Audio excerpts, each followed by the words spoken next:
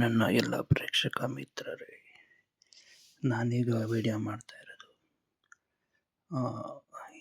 Easy to carry air pump.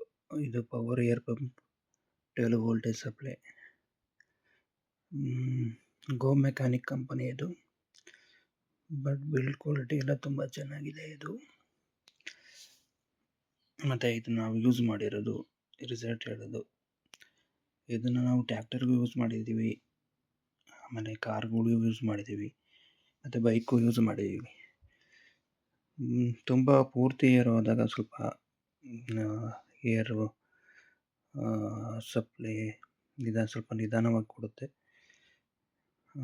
ಒಂದು 5 pound ಏರಿದ್ದರೂ 10 pound ಏರಿದ್ದರೂ ಬೇಗನೆ ಮಾಡುತ್ತೆ. ಇದನ್ನು ನಾವು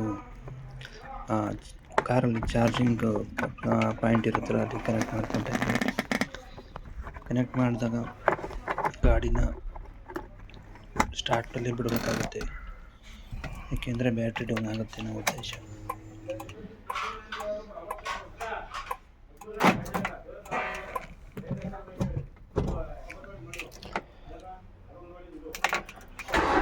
ಒಂದು ಫ್ರಂಟ್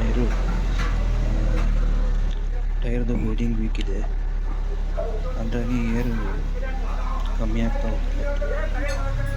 ಅದಕ್ಕೆ ಆಲ್ರೆಡಿ ನಿಮಗೆ ವಿಡಿಯೋ ಮಾಡೋಕ್ಕೋಸ್ಕರ ಆಲ್ರೆಡಿ ಬಂದು ಏರು ಅದಕ್ಕೆ 34 ಇದ್ದರೆ ಸಾಕು.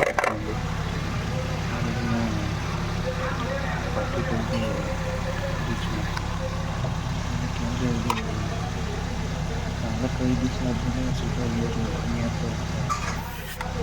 ಇದು 4-5 ದಿವಸ ಆದಮೇಲೆ ಏರು ಅರ್ಧಕ್ಕೆ ಹೇಳಿ, ಹಾಗಾಗಿ 40 ಏರಿಸ್ತಾ ಇದ್ದೀನಿ. ಸ್ಟಾರ್ಟಿಂಗ್ ನನಗೆ ಗೊತ್ತಾಗ್ತಿಲ್ಲ,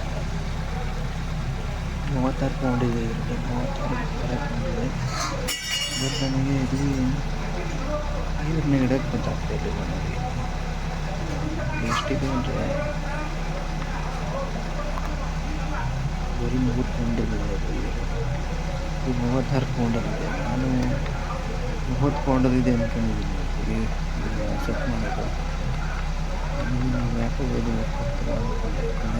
ಇದು ಬರೀ 4.5 ಪೌಂಡು 3 ಪೌಂಡಲ್ಲಿದೆ. ಆಮೇಲೆ ಅದನ್ನು ರೀಚ್ ಪ್ರೆಸ್ ಮಾಡ್ತಾ ಹೋದೆ. ನೋಡಿ, ಈಗ 58 ಪೌಂಡಿಗೆ ರೀಚ್ ಮಾಡ್ತೀನಿ.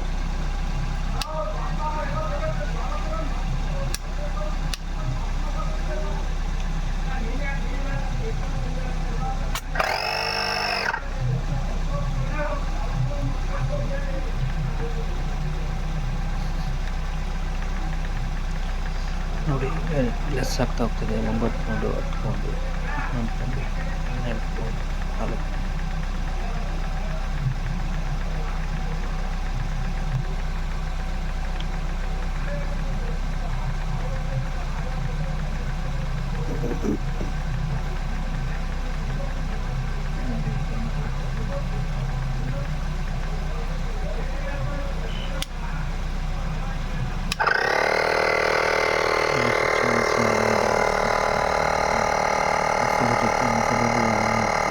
ಪೌಂಡು.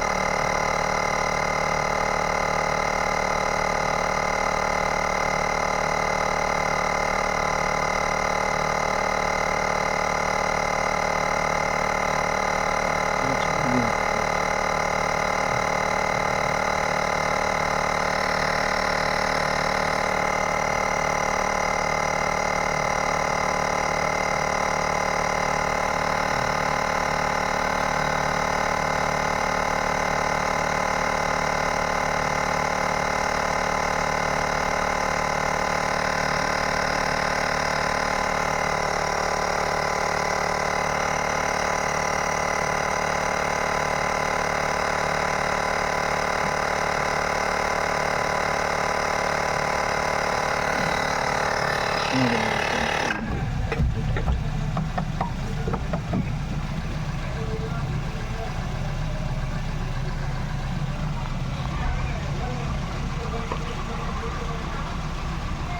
ಕಂಪ್ಲೀಟ್ ಆಗ್ತಿದ್ದಂಗೆ ಅದು ಆಫ್ ಆಗುತ್ತೆ. ಮತ್ತು ಲೈಟ್ ಆ್ಯಕ್ಚುಲಿ ಮಾಡೋ ಆಪ್ಷನ್ ಇದೆ. ಇಲ್ಲಾಂದರೆ ಕತ್ಲೆ ಆಗಿದ್ದರೆ ನಿಮಗೆ ಯೂಸ್ ಮಾಡ್ತೀನಿ.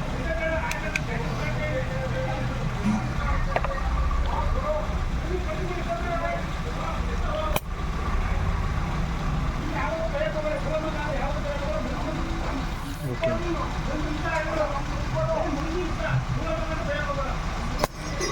ತುಂಬಾ ಚೆನ್ನಾಗಿದೆ ಈ ಥರ ಮೆಟೀರಿಯಲ್ಲು. ಇದು ಫ್ಲಿಪ್ಕಾರ್ಟಲ್ಲೆಲ್ಲ ಒಂದೂವರೆ ಸಾವಿರಕ್ಕೆ 1600 ಆ ಥರ ಎಲ್ಲ ಸಿಗುತ್ತೆ.